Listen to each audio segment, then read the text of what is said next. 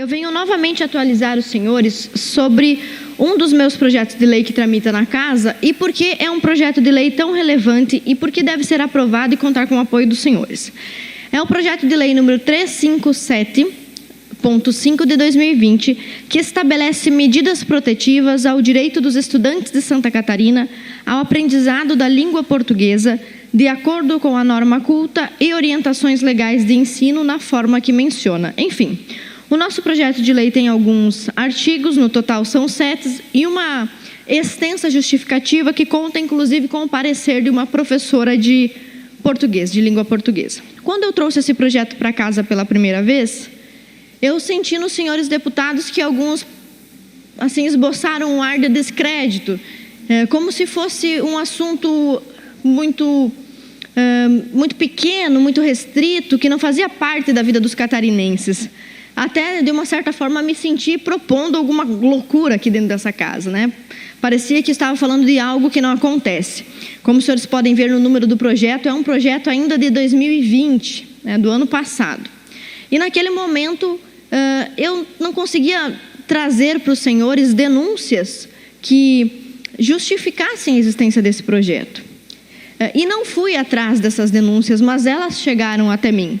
Então eu quero mostrar para os senhores um vídeo de uma moça, uma menina, de uma jovem de uma família catarinense. E é um vídeo de uma denúncia, na verdade de um pedido de ajuda que eu encontrei na internet. E com esse vídeo eu quero começar o meu pronunciamento de hoje.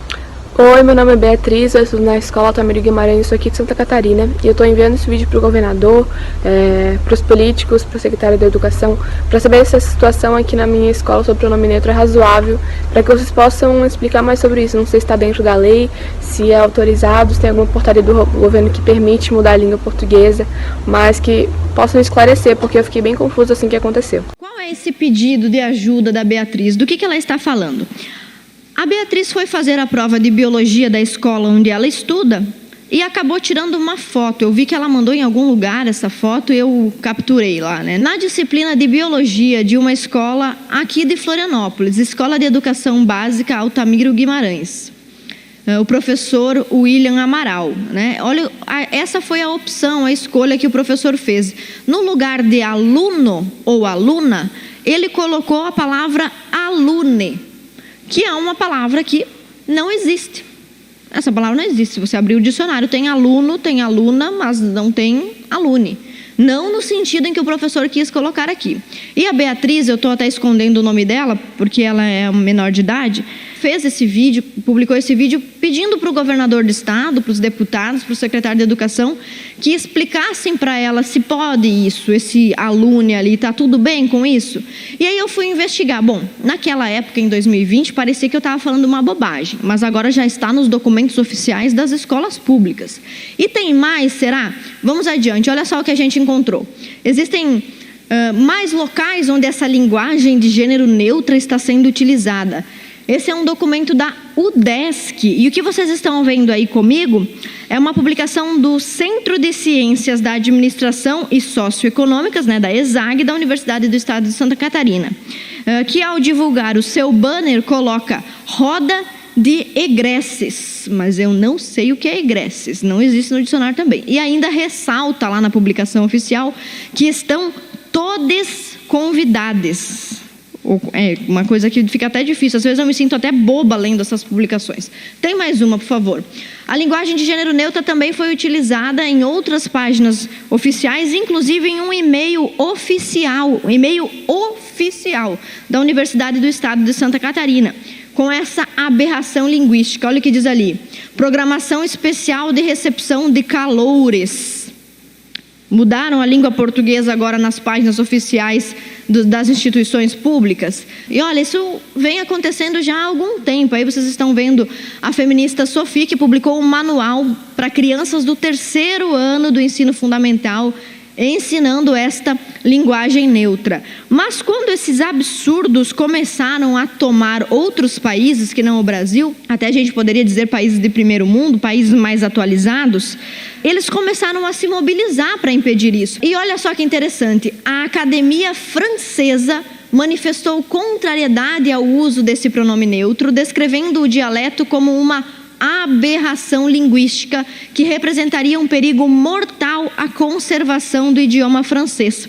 Então, mesmo a França, que para quem estudou um pouco de história sabe que a França é o berço do pensamento de esquerda moderno, de onde vêm as ideias progressivistas, as ideias progressistas, socialistas, de onde se disseminam essas ideias de uma maneira mais moderna. Mesmo a França, que é um país eivado de pensadores de esquerda, para salvar o seu idioma, estabeleceu então uma normativa, uma portaria que impede o uso de pronome neutro. Em 6 de maio de 2021, o ministro da Educação notificou as instituições de ensino francesas proibindo a utilização da linguagem de gênero neutra e exigindo o correto uso do idioma. Após ampla análise técnica, o Ministério concluiu então que o dialeto não é apenas contraproducente ao combate de eventuais discriminações sexistas, como também prejudica a prática e a inteligibilidade dos processos educacionais. Ou seja, a Academia Francesa concluiu que esse tipo de linguagem, eles, amig, isso daí não combate preconceito nenhum, só deixa a coisa ainda mais ridícula. E é preciso que o governo, que as autoridades tomem alguma medida. A gente está dando aqui uma resposta ao apelo daquela aluna que os senhores viram no início do pronunciamento. A Beatriz está perguntando para o governador do estado: pode isso? Está certo isso? Como é que faz agora? Esse professor está certo, esse professor está errado. Então, pessoal, por favor, eu peço que os senhores que estão em casa, nossos eleitores, simpatizantes, e até aqueles que não votaram em mim, não gostam da minha forma de fazer política, votaram em outros deputados, os senhores deputados que aqui estão. Essa é uma questão de cultura e de história. A formação de um país, ela se dá pelo território, pelo povo, pela religião e pela língua.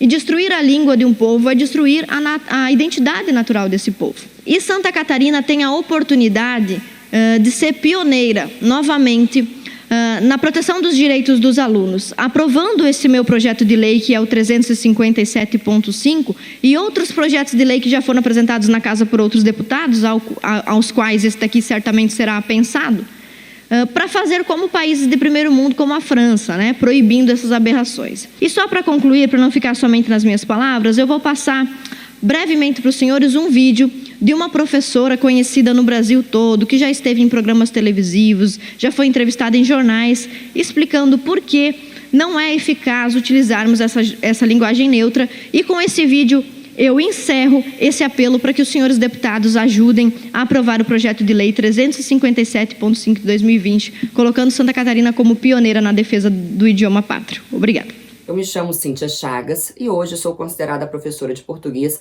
com o maior alcance midiático do nosso país. Sou colunista da revista Forbes, para a qual eu escrevo semanalmente. Tenho 2 best-sellers lançados pela editora HarperCollins.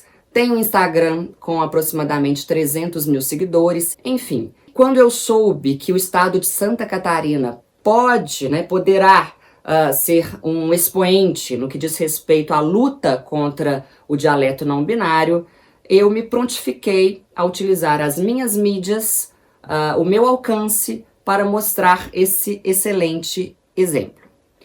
Bem, o dialeto não binário, ele se coloca, né, quem o defende o coloca como um meio de proteção dos não binários, né, como se fosse algo que de fato fosse bom para eles e para todos. Entretanto, esse dialeto ele exclui os surdos, na medida em que os surdos com esse dialeto não conseguem fazer bem a linguagem labial. Ele exclui os cegos, na medida em que as pessoas cegas precisam de softwares de leitura, ou seja, complica-se mais ainda, né, a vida de quem já tem dificuldades com a linguagem. Ele exclui também os disléxicos, e os disléxicos representam uma boa fatia aí da nossa sociedade. Enfim, o dialeto não binário, ele se coloca como algo que vai incluir as pessoas, mas na verdade ele exclui quem já possui uma grande dificuldade com a linguagem. E exclui também uma maioria da população, na medida em que a maior parte da população não concorda com essa aberração linguística.